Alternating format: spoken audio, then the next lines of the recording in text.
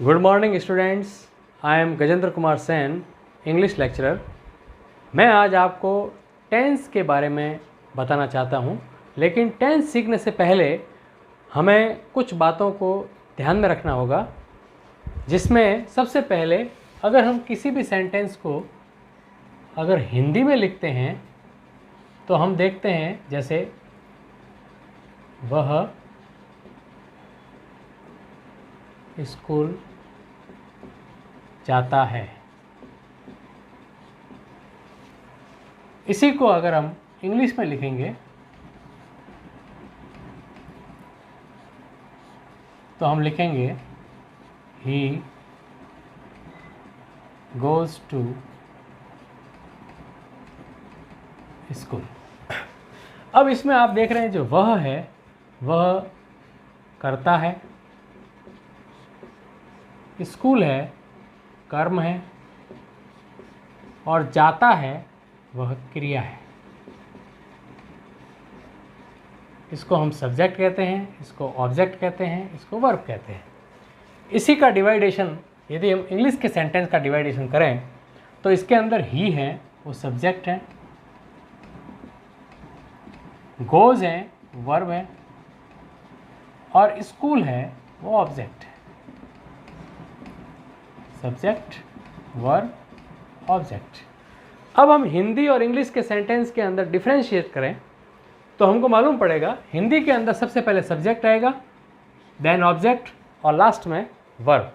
और इसी टाइप से अगर इंग्लिश में देखें सबसे पहले सब्जेक्ट, फिर वर्ब और ऑब्जेक्ट। यानी कि हिंदी के अंदर कर्ता, कर्म और क्रिया ये क्रम रहता है, और इंग्लिश के अंदर कर्ता, क्रिया और कर्म, यानी कि बीच में वर्ब आती है, सब्जेक्ट के जस्ट बाद में वर्ब आती है, और इसमें सब्जेक्ट के बाद में कर्म आता है यानी ऑब्जेक्ट आता है। तो ये मेन डिफरेंस है हिंदी और इंग्लिश के सेंटेंस के अंदर, जो आपको ध्यान में रखना है। अब टेंस को सीखने से पहले हमको ये भी ध्यान रखना होगा सब्जेक्ट होता क्या है। सब्जेक्ट का मतलब होता है किसी भी वाक्य के अंदर कोई भी कार्य जो करने वाला है वो सब्जेक्ट कहलाता है, जो करता होता है उसको सब्जेक्ट कहते हैं। देन ऑब्जेक्ट, जो काम कर रहे हैं आप, जो आपके हाथ में काम है, यानी कि जैसे यहाँ पे वह स्कूल जाता है यानी उसका काम क्या है, स्कूल जाने का, तो स्कूल यहाँ पे ऑब्जेक्ट हो गया।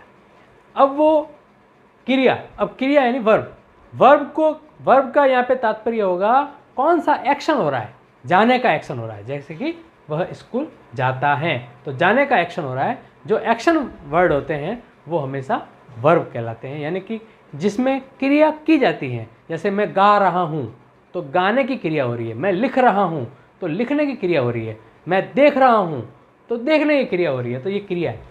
इनके बारे में भी मैं अलग से वीडियो के अंदर समझाऊंगा आपको, पार्ट्स ऑफ स्पीच के अंदर सारे के सारे अलग से आएंगे। नेक्स्ट अपन इस टेंस को समझने के लिए कुछ सेंटेंसेस को समझते हैं। सेंटेंस जो कि हम टेंस के अंदर मुख्य रूप से प्रयोग करेंगे। सेंटेंस वैसे 4 टाइप के हैं, जिसमें सबसे पहला टाइप है वो है असर्टिव। असर्टिव कह दो या डिक्लेरेटिव। अब ये डिक्लेरेटिव सेंटेंस है, ये 2 टाइप्स के होते हैं, 2 टाइप्स के। इसके अंदर ए एफर्मेटिव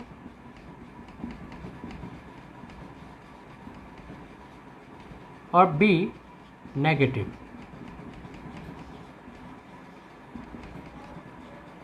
एफर्मेटिव को हम हिंदी में सकारात्मक वाक्य भी कहते हैं और नेगेटिव को हिंदी में नकारात्मक वाक्य भी कहते हैं। जैसे यहाँ पे ये एग्जाम्पल दे रखा है, तो यहाँ पे दूसरा एग्जाम्पल देता हूँ जिसे मैं, he is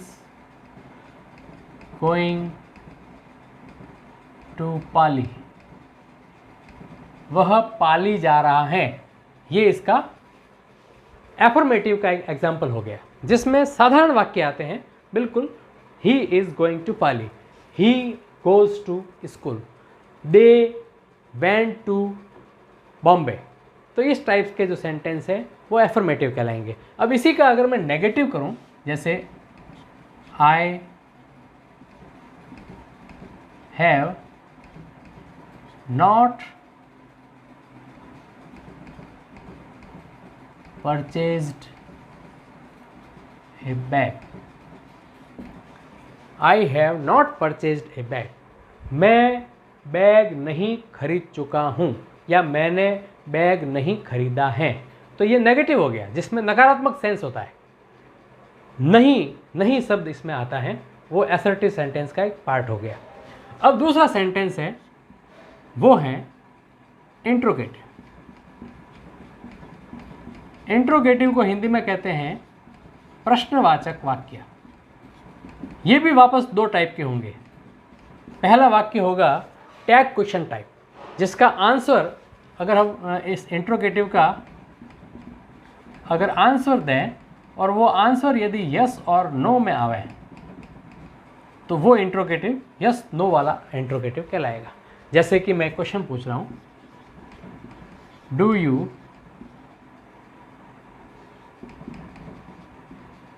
give me a pen, क्या तुम मुझे एक पेन देते हो।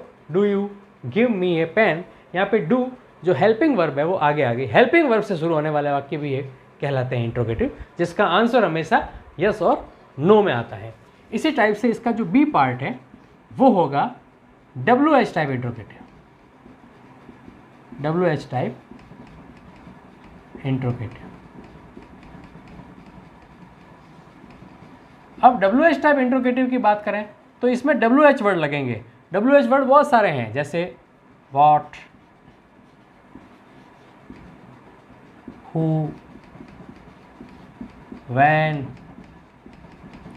Where, which, how many, how much etcetera, बहुत सारे हैं, आपको ये बताए जाएंगे आगे। एक मैं एग्जांपल दे देता हूँ। जैसे यही सेंटेंस है, do you give me a pen, इसके आगे मान लीजिए व्हाट एक लगा दूँ, व्हाट शब्द, तो व्हाट वर्ड से ये WH इंट्रोगेटिव बन जाएगा, व्हाट डू यू गिव मी।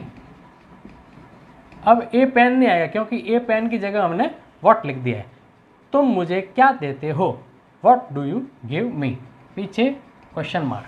तो इस टाइप से ये WH टाइप इंट्रोगेटिव सेंटेंस हो जाएगा। अब हम तीसरा टाइप लेते हैं, और वो तीसरा टाइप है वो है इम्पेरेटिव सेंटेंस।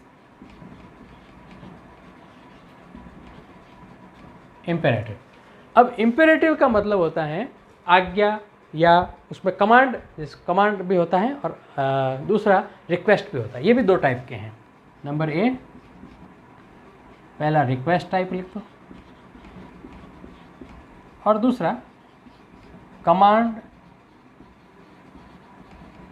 या ऑर्डर। अब रिक्वेस्ट की जहां बात करें तो जैसे प्लीज़, इसमें प्लीज़ शब्द आएगा, प्लीज़ सेट डाउन, कृपया नीचे बैठ जाइए, इसमें सभ्यता वाली बात है। और इसमें ये प्लीज़ शब्द तो एक रिक्वेस्ट वाला शब्द है। इसके बाद में जो वर्ड आ रहा है वो मेन वर्ब है, ये मेन वर्ब है। इसका अर्थ ये हुआ कि मेन वर्ब से जो शुरू होने वाले वाक्य होते हैं वो इम्पेरेटिव सेंटेंस कहलाते हैं, आज्ञा सूचक शब्द वाक्य। दूसरा है कमांड यानी कि ऑर्डर, जिसके अंदर आपको प्लीज़ वगैरह इन वर्ड्स का यूज करने की आवश्यकता नहीं है। अब आप इसमें सीधा ऑर्डर देते हैं, जैसे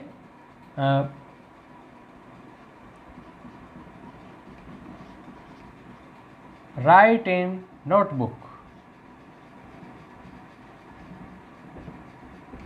नोटबुक में लिखो, ये ऑर्डर हो गया। Shut the door,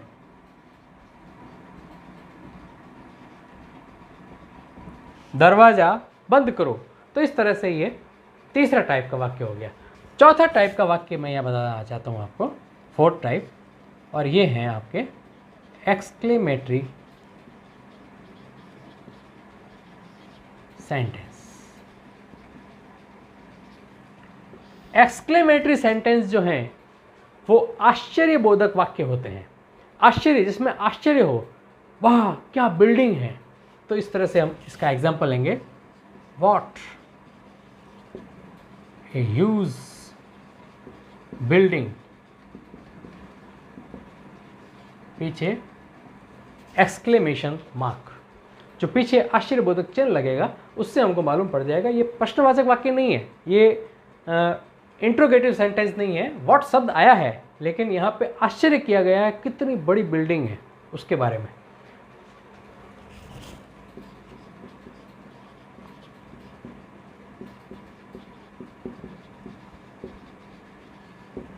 Alas, he is dead. Oh alas, वह मर गया है। तो इस टाइप से ये जो एक्सक्लेमेटिव सेंटेंस है, हालांकि हमारे जो टेंस आएंगे उस टेंस में ये 2 टाइप्स के जो सेंटेंस है, एक तो असर्टिव या डिक्लेरेटिव जिसको हम कहते हैं अफर्मेटिव और नेगेटिव, और ये इंट्रोगेटिव, इन सब। हाँ तो स्टूडेंट्स, मैंने अभी आपको सेंटेंसेस के बारे में बताया। इसकी नेक्स्ट वीडियो जो आएगी उसके अंदर मैं आपको पर्सन के बारे में बताऊंगा, जो कि टेंस के लिए बहुत ही इंपॉर्टेंट है, जिसमें प्रोनाउंस के बारे में, पर्सनल प्रोनाउंस के बारे में बताया जाएगा। वो आप ज़रूर देखिए। Thank you.